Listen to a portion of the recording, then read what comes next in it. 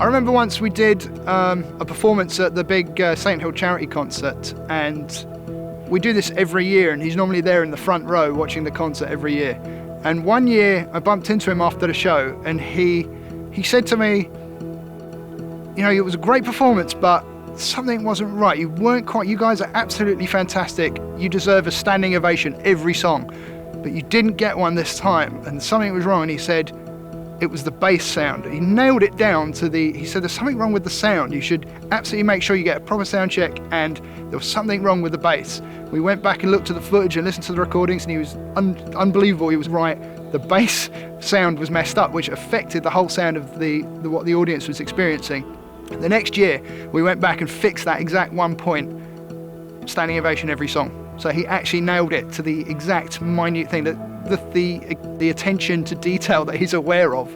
And you think this is a guy that's got his attention on thousands of things all around the planet. He's responsible for an incredible amount of people working and projects that are going on all around the world, and he noticed the exact one thing which led to the whole thing being fixed. Standing ovation every song after we fixed that. It was amazing. Several years ago, COB invited us to Golden Era Productions to record an album because of all the different work we do with the church, for instance on the Say No to Drugs campaign.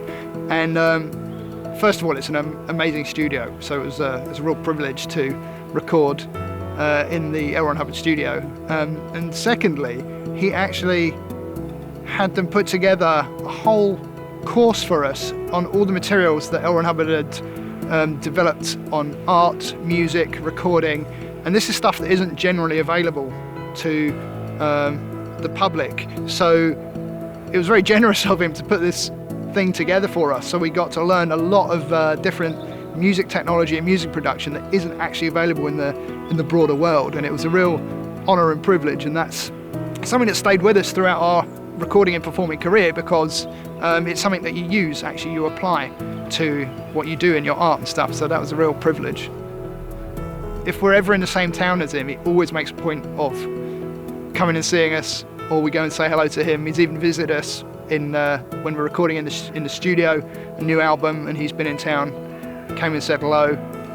We played him the tracks that we'd done and had a chat about it, and it's really it's quite an honour really, if you think like he's the head of a worldwide religion, and he must have his attention on quite a few things, and he's personally involved in spearheading all of the different programs that the church does around the world. He has time for every single person, and he considers that, like, there's no one that's unimportant enough to talk to. You know, he's always got time for you when he's talking to you, and he makes time for everyone, which is quite inspiring actually.